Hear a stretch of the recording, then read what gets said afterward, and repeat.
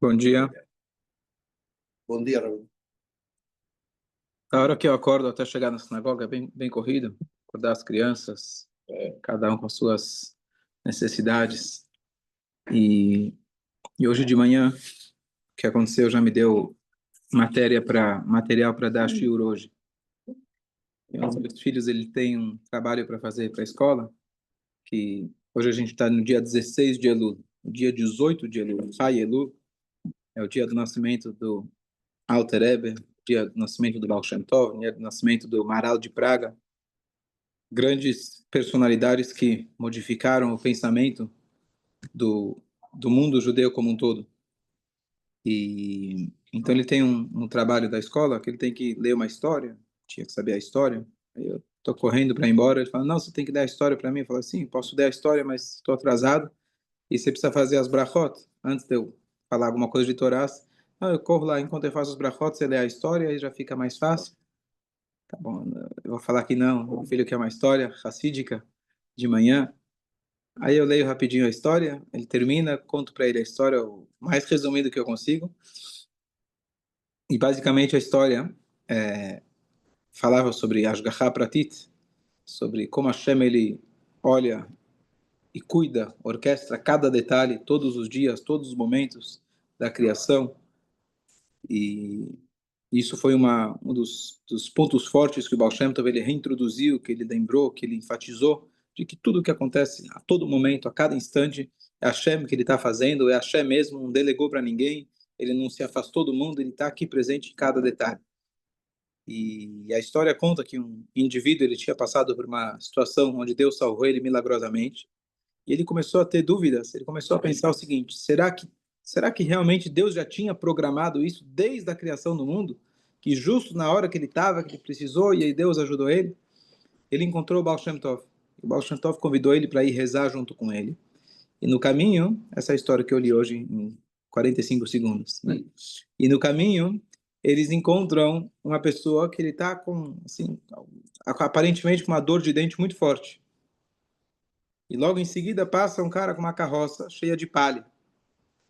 E aí ele vira para o cara que está com a palha e fala: será que você pode me dar uma palha? Não tinha fio dental naquela época, não tinha. E ele vai lá e dá para ele a palha, ufa, aliviou, resolveu. Isso ele assistindo, ele presenciou junto com o Baal Shem Tov. E aí o Baal Shem Tov disse que essa palha, essas plantas que ele estava levando, uma delas, falou o nome lá na história, é uma que é muito boa para ajudar quando a pessoa tem dor de dente. E aí ele vira e fala, o pessoal não tinha nem perguntado ainda para o Baal Shem Tov qual que era a questão dele, se Deus estava olhando, vendo, orquestrando. E aí ele fala para ele: o que você acha? Você não percebeu agora como Deus fez as coisas? Já desde a criação do mundo, Deus já sabia que em tal dia, em tal hora, fulano ia ter dor de dente. E que fulano de tal, ele ia passar justamente nessa hora com o fio dental que ele precisava para poder resolver a dor de dente dele. Eu contei a história, terminei. Olhei no relógio, são 46, 47. A desfilar começa às 7, não 6h47, estou atrasado. Falei, poxa, aí eu começo já a correr. Falei, que coisa, por que foi contar a história? Eu falei, mas peraí, eu não acabei de falar que tudo é Ashgaha para ti? Por que eu estou preocupada? Por que eu estou com pressa? Tudo bem, vou correr, vou fazer o máximo para chegar no horário, mas por que eu estou preocupado? Não deveria ter contado a história? Apareceu nessa hora, nesse momento. Era o que era para acontecer, fica tranquilo, vai dar tudo certo, né? E aí, já ainda no caminho para cá, me lembrei de uma outra história. Eu falei que, puxa, tudo realmente é isso que o Baal Shem Tov vem ensinar para a gente, porque se você pensa e realmente vive dessa maneira, que tudo está sendo orquestrado em cada momento, em cada segundo, você vive com Hashem o tempo todo. Não tem por que estar preocupado, não tem por que estar, né, desesperado. Está tudo certo, está tudo. Hashem está cuidando de você. Só que é difícil a gente todo dia lembrar disso, toda hora lembrar disso. Mas esse é o conceito, é isso que ele reintroduziu e lembrou o povo judeu. E aí eu lembrei de uma história muito bonita. Rabino Manis Friedman, famoso palestrante americano, ele foi trazido para o Brasil muitas vezes para dar palestras. Uma vez ele foi trazido para a Argentina. E ele chegou cansado do avião, acho que ele queria dormir, e para o dia seguinte começar as palestras que ele ia dar. Mas como trouxeram ele, pagam caro, então tentam aproveitar ele o máximo que podem. Então, direto do caminho do aeroporto, sem perguntar para ele. Ele estava cansado. O rabino que veio buscar ele falou: Olha, não estou te levando para o hotel ainda, preciso que você visite uma pessoa. Ele vira e começa a visitar uma pessoa. Agora eu estou cansado. Bom, quem é a pessoa? É uma mulher que, Deus nos livre, longe de nós, ela perdeu um filho dela, adolescente, jovem, e ela está, obviamente, né, sofrendo bastante. Eu acho que você vai ter as palavras certas. Ele chegou de viagem, cabeça completamente tonta, sabe como é que é? Ainda se me leva numa situação dessa onde, o que você quer que eu fale? Não tem rabino que vai ter a palavra mágica que vai resolver o problema. Bom, eles entram lá no apartamento, ele descreve como que era o apartamento, eles sobem lá no prédio, etc. Acho que, se não me engano, na história ele conta, não sei se vocês sabem, mas lá na América do Sul, pra você entrar num prédio, tem um negócio chamado porteiro embaixo, que ele te abre a porta. E aí ele sobe no apartamento da mulher, e ele diz que a mulher estava com uma pedra. Em questão do sentido, dos sentimentos dela, a pessoa estava congelada, sabe? A pessoa está totalmente travada. A mulher não tem nada para falar, ele sabia da situação, levaram ele lá, e ele faz uma pergunta provocativa. Não é uma recomendação para ninguém fazer isso, mas é a história que ele contou. Ela começou a conversar com a esposa, mas em algum momento ele faz a seguinte pergunta: se você soubesse, Deus nos livre, né? Que Deus ele chega para você antes de você engravidar, e pergunta: olha, você quer ter um filho por 20 anos? Você ia aceitar ou não? Ele estava esperando que a mulher ia dizer que sim, né? Querendo consolar ela, que sim, então fica feliz, Hashem deu, Hashem te deu. Curta, fica feliz pelos dias, né? Pelo tempo que ele teve aqui na Terra. Mas a mulher respondeu não. Não, eu não ia aceitar. Pelo sofrimento que eu estou sentindo agora, eu não ia aceitar. E aí ele na hora respondeu: que bom que ele não te perguntou então. E aí a mulher começou a chorar. Ele falou que pelo choro que ela se derreteu, tudo aquilo que estava lá, preso, aquele choro que ela sequer conseguia soltar as emoções dela, naquele momento ela se derreteu. Essa história é um pouco pesada, mas o que eu queria contar é o final. Quando ele sai de lá, ele está indo para o hotel dele. E aí ele começou a lembrar e falou: peraí, quando eu estava saindo do aeroporto, e o rabino me levou para essa pessoa, ele também não me perguntou. Que se ele me perguntasse, eu ia falar que não, eu vou pro hotel, eu vou dormir, não vou agora atender uma pessoa numa situação dessa. Mas que bom que ele não me perguntou. Porque a Hashem que orquestra o mundo não somos nós. O fardo da gente querer controlar o mundo e achar que está nas nossas mãos, e eu preciso mudar as coisas e falar para Deus: olha, o jeito que você fez as coisas não é tá errado, o jeito tem que ser do jeito que eu quero. Olha, eu quero que você faça desse jeito, daquele outro jeito, as coisas não estão do jeito que eu gostaria. Então faz favor de fazer o mundo do jeito que eu. É pesado, é muita coisa para organizar. O mundo é complexo. Deixa na mão dele. Ele não te fez perguntas? Deixa na mão dele. Segue o barco, vai seguindo aonde a Hashem vai te orientando, cada lugar que você vai, cada pessoa que você encontra, esse é o lugar que você tem que estar. A gente tem nossas escolhas, mas dentro das nossas escolhas tem muita coisa que acontece que não está nas nossas mãos. A maioria não está nas nossas mãos. Não faça perguntas, aceite, e a Hashem vai te colocando no lugar onde você vai precisar estar. Isso tudo lembrei rapidamente, a caminho aqui da sinagoga, Baruch Hashem, cheguei a tempo, mas é, é isso que o Baal Shem Tov, ele colocou para a gente, o Yudi saber que você não faz perguntas. O Baal Shem, na verdade, ele diz o seguinte, tem uma outra frase que ele fala, que para cada pergunta tem uma resposta, e para cada resposta tem uma pergunta. É um ciclo infinito. Porque a gente, no final das contas, a gente tem que recorrer à nossa fé. A gente nunca vai conseguir, com o nosso intelecto, conseguir compreender sequer 1 milímetro da criação. Você olha para uma graminha, que é o que o Midrash fala para a gente, que cada graminha, você tem um malar batendo nela, falando, cresce, cresce. Cada pedacinho, cada molécula, cada detalhe da natureza, a Hashem está lá orquestrando. É muita coisa para a gente querer organizar, para a gente querer falar, não, faz diferente. Tem que abrir mão desse controle, saber que o controle está na mão de Hashem, e o tempo todo você está pronto para tomar as decisões mais corretas que você consegue naquele momento. Não tenta controlar as coisas, você não vai conseguir. Eu ouvi essa semana de um outro rabino, ele estava falando que ele estava indo para uma viagem e perdeu o voo. Quem já perdeu o voo sabe como é frustrante. Aí você precisa ir, correr para outro lugar, ele precisa ir para outro aeroporto para pegar o voo, para conseguir chegar a tempo, para pegar a conexão. Chega nessa hora, você já começa, o coração já começa a acelerar, e o pensamento acelerado, e você já começa a ficar confuso. Ele falou, eu não tenho controle sobre essa reação inicial do meu corpo, mas de tantas aulas que eu dou, está na hora de eu aplicar. Ele falou, respirei fundo, saber que a Hashem já tinha programado. Ele tinha o plano. Eu não sabia do plano dele. Eu achei, eu tinha outros planos. Mas saber que eu estou na mão de Hashem. Respirar fundo. E o que eu preciso é estar presente nesse momento. Respirar fundo e saber, eu estou aqui. Hashem, é isso que você quer? Tá bom, eu vou fazer. Era para eu perder esse voo e para ir para outro lugar, para encontrar outra pessoa. E se eu estou aberto dessa maneira, cada vez mais eu vou encontrar e perceber como realmente era isso que eu deveria estar fazendo. Porque Ashgaha Pratit, que quando a gente fala, tudo é providência divina. Sim, mas você também tem que procurar, você tem que fazer a tua parte. O tempo todo tá desperto, olhando, peraí, se é providência divina, e o que isso tem a ver comigo? O que eu posso fazer? Qual que é o chamado, qual que é o convite que a Hashem está fazendo para mim nesse instante? Esse é um dos grandes pontos do Chai Elul, que a gente está agora entrando. Chai significa vida. Elul é aquele mês onde a gente para e faz uma reflexão, um balanço de tudo aquilo que a gente fez durante o ano. E às vezes o balanço, quando você vai fazer balanço, você começa a pensar, você começa a ver que a balança estava muito para um lado e não para o outro.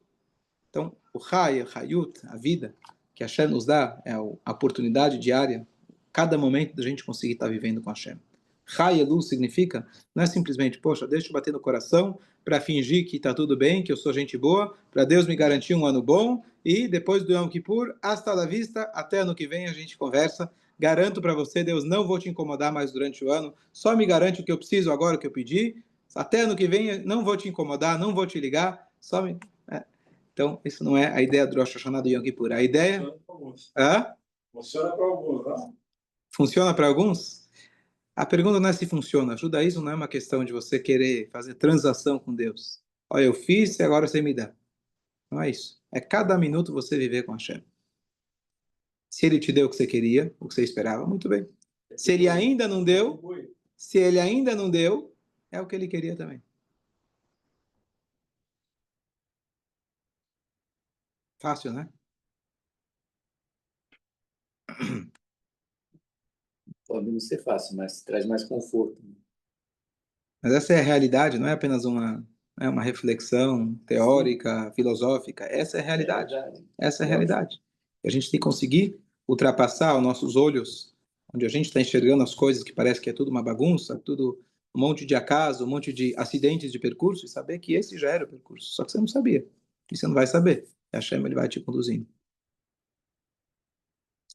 No último shiur que a gente está fazendo sobre Elul, eu comentei que a gente fala, todo mundo sabe, a gente tem falado o capítulo 27 dos Salmos, 2 vezes por dia, de David Hashem.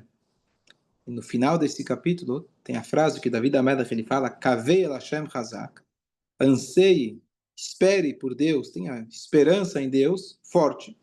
Veiametz libecha, fique corajoso, porque se você anseia, confia em Deus, você vai se sentir corajoso. Vekavei el Hashem, e anseie por Deus. Uma redundância. Espere por Deus, confia em Deus, tenha coragem e confia em Deus. Espera aí. Se eu confio, não precisa falar duas vezes. Se eu não confio, não adianta falar duas vezes. Então, uma explicação muito bonita, que uma vez uma pessoa chegou no Rebbe dele, e ele estava com problemas. Quando o cara vai no Rebbe é porque tem problemas. Normalmente, vai no médico, e aí ele vai lá e reclama. Está com problema, não lembro, não sei o que era, saúde, parnassá. E aí o Rebbe fala para ele, tipicamente de um rabino, Deus vai ajudar. Deus vai ajudar. Falou, Rebbe, você não está entendendo. Eu sei que ele vai ajudar, mas o que eu faço até ele ajudar? E aí ele falou para ele, Deus vai ajudar até ele te ajudar. Hashem Yazor Ad Sheyazor. Ele vai te ajudar até que ele te ajude. O que significa isso? A ajuda que você está esperando é que ele resolva teu problema. E se Deus quiser, vai chegar o momento. Mas enquanto ainda não chegou o problema, não chegou a solução, você precisa e alguém vai estar lá te ajudando o tempo todo para você conseguir, na hora da escuridão, na hora que parece que está sozinho, Hashem está lá do teu lado e ele vai estar lá te ajudando. Por isso ele diz, Kavei Hashem, espere por Deus, vai chegar.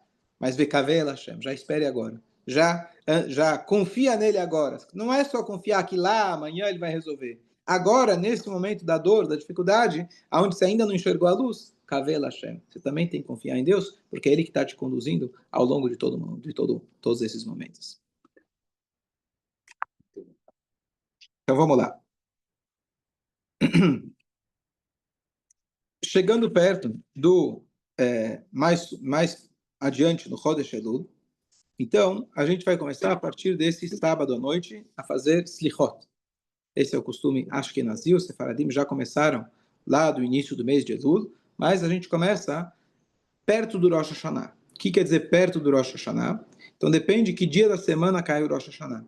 Você sempre vai começar num sábado à noite. Você precisa ter pelo menos 3 dias de Slichot. Esse ano o Rosh Hashanah cai numa segunda noite. Então, se eu começar num sábado à noite, eu vou ter sábado, quer dizer, ou seja, domingo, segunda, não deu 2. Então você precisa começar na semana anterior, e aí você vai ter uma semana inteira de Slichot, mais domingo e segunda, para até a véspera. É o máximo que pode ter de Slichot, exatamente. E se acorda mais cedo para fazer Slichot, então, teoricamente, você poderia dizer, bom, então vamos começar a reza meia hora mais tarde para fazer Slichot. Não. A regra do Slichot, você deve justamente acordar mais cedo, faz parte do pedir perdão e etc., faz parte dessa dedicação a mais quando chega Rosh Hashanah. O costume ashkenazi geral é de você fazer desde dessa sábado anterior a Rosh Hashanah até véspera do Yom Kippur. Então, assim, sim, em Aseret Metchuvah, que a gente também faz entre Rosh Hashanah e Yom Kippur. Slichot. E algumas regras práticas em relação a Slichot, mas Slichot você pode fazer como a maioria da reza, a gente pode fazer em casa sozinho também. Então, você pega o livro, tem com tradução, transliteração, e você deve fazer em casa, só que tem alguns trechos que você não pode fazer sem o minyan. Um deles, bastante conhecido, é quando a gente fala aquele Hashem, Hashem, Hashem, Hashem, Kenrachom Vechanun. Esse é algo que você pode falar quando você tem um minyan. E um outro é que está lá para o final, que é um trecho em aramaico. Ele chama Maran de Vishmaya. Então esse trecho ele é extremamente sagrado e para ele você tem que estar nas condições necessárias, que é tendo o minyan. Mas tirando isso, você deve fazer a Slichot, mesmo que você esteja sozinho. Tem vários trechos bonitos, cada dia ele vai mudando, são poemas diferentes, focando, obviamente, nesse tema de Slichot, despertando a nós mesmos, para a gente se conectar mais com Hashem, invocando o perdão de Hashem, etc. Esse é o nome Slichot. E a gente começa, como eu falei, então, a partir desse sábado à noite. A primeira noite a gente começa à meia-noite, a metade da noite, que vai cair meia-noite 0002, meia-noite 2. E a gente costuma, inclusive, antes disso, tentar entrar no espírito e não chegar lá, você dorme até 11h59, vem, acorda na sinagoga meio dormindo, então a gente costuma se preparar para isso. Então aqui às 10 horas vamos ter uma pizzada com palavras de Torá, músicas inspiradoras, para a gente conseguir já entrar no clima, para conseguir realmente entrar na Slichot. E a ideia não é entrar na Slichot chorando, pelo contrário, é entrar com alegria, porque se, diz o Baal Shem Tov, voltando ao Chai Elul, que é aniversário dele, se todas as mitzvot a gente tem a obrigação de fazer com alegria, aquela mitzvah que ela recupera todas as outras, você tem que fazer com alegria. Quando, esse é também um exemplo do Baal Shem Tov, que quando você tem um funcionário que ele está limpando, tirando o lixo do rei, ele faz isso com alegria. Porque que bom que eu sou funcionário do rei, estou feliz pelo meu emprego. Então, não importa o que você está fazendo. Eu estou tirando o lixo, estou limpando as coisas erradas que eu fiz, mas eu faço isso com alegria. Então, a chuva tem que ser feita com alegria também. Pode fazer em português? Pode fazer por Slichot em português. Pode fazer Slichot em português. E o sábado até que hora vai? Até uma? Meia-noite a meia-noite e 40, mais ou E menos. depois o domingo já outra vez tem que ser? Não, aí já valeu pelo domingo de manhã, aí domingo de manhã reza normal 8h30, mas aí a partir de segunda já 6h30 começa a Slichot, meia hora antes. 6h30. Véspera do Rosh Hashanah, as Slichot são muito mais compridas, e aí é 1 hora de Slichot, aí começa às 6 horas da manhã a Slichot. Aí você já pagou todos os pecados, né? Não tem problema. Para você já está acostumado. Então, chegando ainda mais perto do Rosh Hashanah, todos os Shabbatot que antecedem ao Rosh Chodesh, o Shabbat ele sempre abençoa a nova semana. Então, quando a gente tem o Shabbat, que ele vai se preparar para o Rosh Chodesh que está vindo, para o novo mês, então a gente faz aquilo que chama Shabbat Mevarchim, a gente faz uma tefilá, uma reza especial, a gente pede para Hashem que ele abençoe o mês que está para entrar. A gente fala o nome do mês, o dia que vai ser o Rosh Chodesh, a gente fala, inclusive, anuncia que horas vai ser a lua nova exatamente, e a gente pede para Hashem isso. O único Shabbat contra a lógica, né, a princípio, que você não faz essa reza em especial, é no Shabbat, véspera do Rosh Hashanah. Peraí, antes de todo o Rosh Chodesh, do novo mês, você faz essa reza, imagina agora que está chegando o Rosh Hashanah, muito mais que você deveria fazer. Mas nesse mês você não faz. Quais são as explicações? Então, tem duas explicações. Uma, de que, já expliquei isso outros anos, o que significa isso, mas seria para confundir o anjo acusador. Que quer dizer, ele não tem calendário? É para você não anunciar que está chegando o Rosh Hashanah, para ele não acusar a gente. Eu expliquei outro ano o que significa isso, não é que ele não tem calendário. O anjo acusador ele é muito esperto, que ele é o mesmo Yetzer Hará da gente. Ele é mais, quando você está indo, ele já voltou 3 vezes. Então, o que significa isso? Você, quando chega vamos supor, dois inimigos, eles vão se encontrar cara a cara, no modelo antigo, e aí um deles, ele chega, ele está tão confiante, ele joga a espada dele no chão. O que o outro vai sentir? Esse aí está muito confiante, é melhor eu me preparar. Por quê? De tanta confiança, ele fala, não preciso disso. Cada reza que a gente faz é uma espada. Cada reza que a gente faz é uma conquista. A gente chega na véspera do Rosh Hashanah e fala, eu não preciso dessa, já estou garantido. Essa é a maneira que o Yodi ele entra no Rosh Hashanah. É muita confiança que a gente tem. Mas a gente chega e deposita a nossa confiança em Hashem e fala, eu não preciso dessa reza especial. Já estamos garantidos, Deus já vai dar para a gente. E isso confunde o Satan. Não é confunde que ele não sabe a data do Rosh Hashanah. Isso enfraquece o Yetzer Hará, porque na hora que ele vai acusar, fala, peraí, quem que eu estou querendo acusar? Esse povo está muito confiante. E a confiança nossa traz com que a gente se eleva a gente, nos conecta mais. Então, o Satan, isso já enfraquece ele. E essa é a mesma explicação de não tocar o shofar na véspera do Rosh Hashanah. A mesma coisa, todo mês de Elul você toca o shofar, já para despertar a chuva. Bom, se é véspera do Rosh Hashanah, então vamos tocar o dobro. Não, você não toca shofar. Então, uma das explicações é a mesma coisa, que se a gente já entra confiante, você já joga essa espada no chão, fala, eu não preciso dela, eu estou confiante que Hashem ele vai me perdoar. Essa é uma explicação. E a outra que corrobora, que se junta com essa, é que ao longo de todo o ano a gente abençoa o mês. Mas é nesse mês agora, que é o véspera, entrando no Rosh Hashanah, que Deus abençoa. Ele sozinho abençoa a gente. E com essa força que ele nos abençoou, aí a gente consegue abençoar ao longo do ano. Que é uma coisa muito profunda. Porque às vezes a gente pede para Deus, e a gente reza para Deus, e fala, olha, Hashem, estou rezando, né? Faz favor, estou aqui me esforçando, estou rezando, então, por favor, estou precisando, resolve meus problemas. Eu resolvo os teus, resolve o meu. Você não quer reza? Eu rezei para você. Então, faz o que a gente falou, a transação com Deus. Deus é caixa eletrônico. Você bota lá, bota o cartão, você quer que já sacar na hora. Precisa ver se tem crédito, precisa ver se tem saldo. E aí, a verdade é o quê? A verdade é que quando você reza para Deus, quem é que está te dando a força para você rezar? Quem que te deu a força para você acordar? Quem te deu o conhecimento para você conseguir sequer falar as palavras? Quem te deu a língua? Quem te deu tudo o que você tem? Então você não é nada.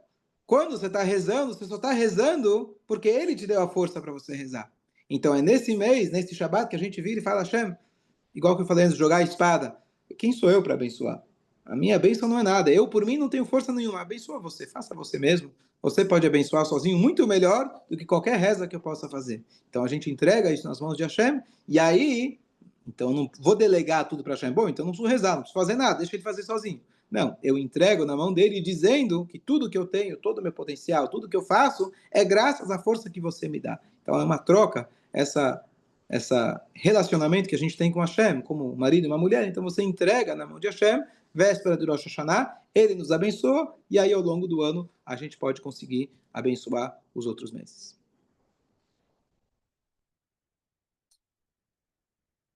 Qual a a Kavaná? Qual o pensamento que a gente faz na hora do shofar? Ah, muito boa pergunta. Eu tenho um shiur com esse título. O que você deve pensar na hora do shofar?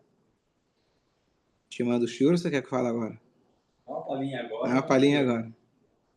O que você deve pensar na hora do shofar? Lembra? Não falou assim. O que eu falei? Eu ouvi dizer que por Hashem. Então, você tem uma maneira de você pensar de maneira egoísta, digamos assim, transacional, ou de uma maneira altruísta.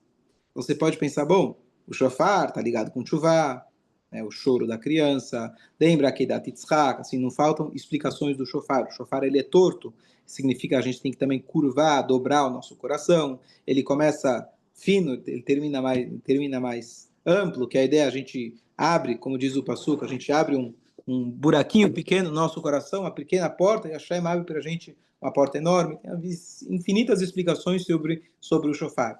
Mas o que eu devo pensar nessa hora? Então, uma das explicações é de você estar coroando o rei nesse momento. O que quer dizer? Que a gente vira e fala para Hashem, Hashem, eu não estou aqui por obrigação, eu estou aqui por opção. Eu realmente quero e faço questão, eu quero seguir você, eu quero conectar a minha vida com você, e eu espero realmente poder fazer jus disso. Isso se chama Kabbalah Tol, receber o jugo divino, saber que Hashem está acima de tudo. Isso é a nossa intenção mais interior, porque todo o resto é consequência. Hashem, bom, para eu poder servir você, eu preciso de um bom dinheiro, eu preciso de boa saúde, eu preciso de tranquilidade. Então, tudo isso são condições para quê? Para a gente poder servir Hashem melhor. Então, a hora do shofar, que é literalmente o primeiro dia, a hora que a gente toca o shofar, é a hora máxima que Hashem está lá decidindo o nosso ano. Essa é a hora do shofar. Então, nessa hora, ao invés de você pensar, Deus, me dá um bom ano, Deus, por favor, Deus, você fala, Deus, eu quero me conectar com você. Deus, eu estou pronto e estou aqui à sua mercê. Esse é o pensamento. É um pensamento simples, mas é um pensamento de compromisso. O resto vem como consequência. É livre, o que ele quiser. Você está aqui à mercê dele. São vários toques do shofar. Esse é o Aquele é o toque principal. esse é o pensamento principal que você pode aplicar em todos os toques do shofar. No meio da Midá tem vários toques. Sim, tem vários toques, etc. Esse é o pensamento geral. É difícil a gente manter um único pensamento mais do que 15 segundos, já é bastante. É Então, rápido pedir, falar e pensar nisso, pedir também o que a gente precisa. Então, eu não acho que esse é o momento adequado de você pedir. Você vai ter durante a reza vários momentos que você vai pedir para Hashem. Tá certo? A hora do shofar é um momento de conexão, é um momento de reverência. Acho que essa é a palavra melhor. Momento de reverência. Esse é o momento do shofar. Na hora que você tem reverência, eu lembro de uma história que era a seguinte: tinha uma pessoa que estava presa. Uma anedota. Ele estava preso. E aí, depois de muito tempo, ele já esqueceu como que era a liberdade. E aí, um dia perguntaram para ele, bom, a gente vai começar a conceder para você alguns pedidos. O que você queria? Olha, eu gosto muito de suco de laranja. Se você conseguir me trazer um suco de laranja. E aí, no dia seguinte, o que você quer? Olha, um travesseiro mais gostoso vai me ajudar. E ele vai pedindo um monte de coisa. Ele tinha que ter pedido uma única coisa. Liberdade. Deixa eu voltar para casa. Se você voltar para casa, tudo isso que você está pedindo e muito mais, você vai ter. Então, na Midá, por exemplo, a gente pede. Qual que é que você mais tem kavaná? Fala a verdade. Hã? Parnassá. É ou não é? Ou Barech Aleinu, saúde. Mevarech Hashanim. Tá certo? Ou no Shalom, paz, lá no final. Essas é mais comuns da gente pedir. Então, eu escutei recentemente a ideia de que você focar, por exemplo, naquela Bonei Yerushalayim, reconstrua Jerusalém. Não estou muito preocupado. Sendo honesto, eu não deixei de dormir à noite por causa do Jerusalém, que não foi construída. O Beit HaMikdash não está me fazendo muita falta. Vamos ser honestos. Eu estou aqui preocupado com minha parnassá, quero pagar minhas contas, quero estar bem. Se você tiver Bonei Yerushalayim, se Deus ele trouxer a Geulah, você vai ter isso e muito mais. Então não pensa que você está perdendo na hora que você no shofar está pensando na reverência de Deus. É muito além do que a tua necessidade particular. A necessidade vai vir, mas isso vai ser completamente secundário no momento que você vive com Hashem, que é aquilo que a gente falou no começo. Se você vive com Hashem, se Deus quiser, você vai ter muita abundância, você vai ter muita brachá. Mas mesmo enquanto ainda não teve a brachá, você vai viver uma vida completamente diferente, você vai ter uma vida conectada com Hashem, você vai estar alegre, você vai estar feliz.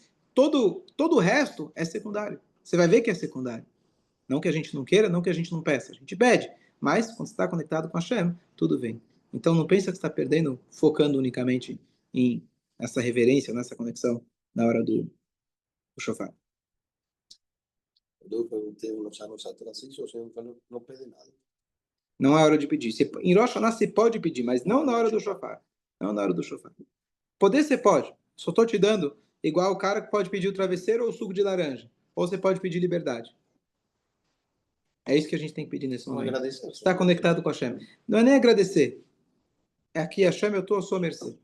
É reverência. Essa é a palavra. Reverência. E daí, Rosh Hashanah, tem momentos para fazer pedidos? Ou é diferente? Não é igual durante a semana? Durante a semana você tem horas de pedido. Sim. Na vida de Shabbat você não tem, mais agradecimento. É isso? Na Amidah, principalmente no Musaf do Rosh Hashanah, que você tem a Amidah do Rosh Hashanah é diferenciada de todas as outras Amidot do ano. Porque normalmente, mas não só que ela é grande, normalmente a estrutura da Amidah são 3 iniciais, 3 no final, 3 iniciais de louvor, 3 no final de agradecimento. Isso funciona em todas elas. E o miolo dela depende. Durante a semana são 13 pedidos.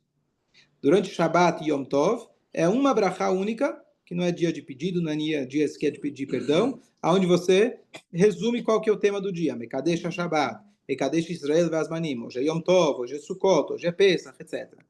No Rosh Hashanah, você tem 3 intermediárias, que elas são, na verdade, fazem alusão às lembrança, Malchuyot, o reinado de Deus, e Shofarot, que todas elas se resumem também nessa mesma ideia, que eu estou fazendo com que Deus lembre de nós, no sentido da gente se conectar com Deus. Malchuyot é a reverência do reinado de Hashem. Shofar, que é através do shofar que a gente consegue despertar essa reverência. Mas lá, você tem lá, no meio da Amidah, momentos não é exatamente um pedido direto, mas você faz alusões a versículos que dizem que Deus agora está definindo quem vai viver, quem não vai, Parnassá e assim por diante. Então, nesse tema, não é um pedido diretamente, por favor, me dê, mas você está louvando a Deus, que Ele é aquele que dá, e aí nisso já está incluso tudo aquilo que você precisa. Mas você pode pedir o Rosh Hashanah, não tem problema. Você pode e deve pedir. Deve pedir. Não no shofar. Exatamente. E se fizer durante todo o shofar, os 10 minutos de shofar, fazer essa reflexão de estar perto de Deus, shofar, arrependimento. Então você já. Falar assim, mas não esquece de mim. Mas não esquece de mim. Naturalmente você vai fazer isso. Naturalmente você vai fazer isso. E Hashem espera. Hashem quer. Quando a pessoa fala, eu só venho para agradecer, eu digo, está errado. Hashem quer que você peça. Ele justamente cria problema para te vender solução. O problema que ele cria é a solução que ele quer que você venha rezar. Então não é que você vai rezar para resolver seus problemas. Ele cria os problemas para você vir rezar. Quando você esquece dele, ele te chama. Por exemplo, em relação aos reféns, por exemplo, esse ano que tem essa... Esse ano, já ano passado, infelizmente. E aí... Temos que pedir, claro. Temos que pedir, não tem dúvida nenhuma. Tem que pedir toda hora, a todo momento. E ainda é melhor ainda que você não está pedindo nem por você, aquele que reza por outra pessoa. A Hashem te atende primeiro, então não tem nem dúvida. Esse tipo de pedido é mais altruísta. E ainda quando a gente tem uma situação como essa, que naturalmente desperta nossas emoções, então é uma maneira boa, digamos assim, até de você... estou pedindo por eles e no pacote, né, não esquece de mim também. Eu quero que resolva os problemas lá, que são problemas grandes. Resolva o meu problema pequenininho, só $1 milhão. Mas Deus, pequenininho para você ver. E não é. E realmente não é.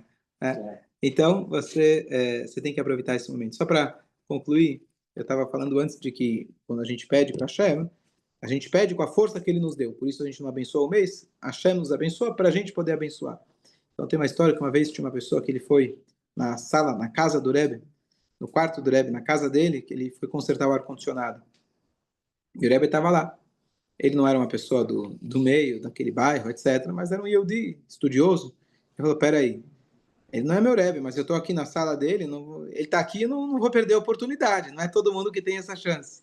E ele, depois que ele consertou, ele vira, Rebbe, eu estou aqui, me fala alguma coisa, me ensina alguma coisa. Ele nem pediu, né? E aí o Rebbe estava com o Sidur na frente dele. E aí ele falou, abre uma página, qualquer página. Aí ele abriu uma página que é o Nishmat, que é o trecho que a gente faz no Shabat, um trecho de acréscimo no Shabat. Shmat Kol Chai. E no Sidur, o Rebbe falou, então, vamos fazer uma explicação. Então, se você olhar do lado direito, na página do lado direito, ela diz que Hashem, nem que eu fosse a melhor pessoa do mundo, eu não ia conseguir te louvar o suficiente. Quem sou eu para poder te louvar? Eu não tenho capacidade, porque nem que o meu louvor fosse maior que o oceano. São várias frases poéticas dizendo que não tenho como, em nano maspikim, leodot, não tenho como, não sou suficiente para poder te louvar. Aí chega na página seguinte, o Rebbe apontou e falou, peraí, Yodu, Vivarchu, Vishabchu, Vifaru, aí você começa a louvar a Deus. Peraí, você acabou de falar que você não tem como louvar a Deus. E aí depois, na página seguinte, você começa a louvar. Se você não consegue louvar, cala a boca. E aí, então, o Rebbe explicou com a seguinte anedota. Ele falou o seguinte, uma vez tinha um rei que se perdeu na floresta. E aí ele encontrou uma casinha lá, uma pequena cabaninha. E o cara viu que era o rei. Falou, olha, lamento muito, não tenho como te receber, mas adequadamente. E deu para ele o melhor que ele tinha. E quando o rei ele saiu, ele falou, muito obrigado. Eu vou te deixar um presente. Ele tinha hoje o pessoal leva garrafinha, né, para beber água. Ele tinha lá o cantil dele. Falou, esse aqui é meu presente para você. Passou um tempo, o rei estava na floresta de novo. Ele foi lá visitar o homem que ajudou ele na hora do apuro. E aí o homem falou, olha, eu realmente não mudou minha vida, eu ainda não tenho ainda como te servir adequadamente, mas uma garrafinha real eu tenho. E com ela ele serviu ele. O Rebbe falou, quando a gente vira e fala, olha, eu não tenho como louvar a Deus, quer dizer, eu por mim mesmo, realmente não tenho como agradecer, como pedir, eu não sou ninguém. Mas a boca que você me deu, as palavras Shesamta Befino, Hen, Hem, Yodu, Vivarfu. Ou seja, a língua que você me deu, a boca que você me deu, aquela garrafinha que você deixou comigo, com ela eu consigo te agradecer. Ou seja, mesmo quando eu estou pedindo para Deus, agradecendo a Deus, a única maneira que eu posso fazer isso é porque Ele me deu essa oportunidade. Então isso dá para a gente uma noção de quão pequenos nós somos, mas que com a garrafinha que Ele nos deu, a gente pode conseguir servir o rei adequadamente. Shana Tová Metuká. Shana Tová Metuká.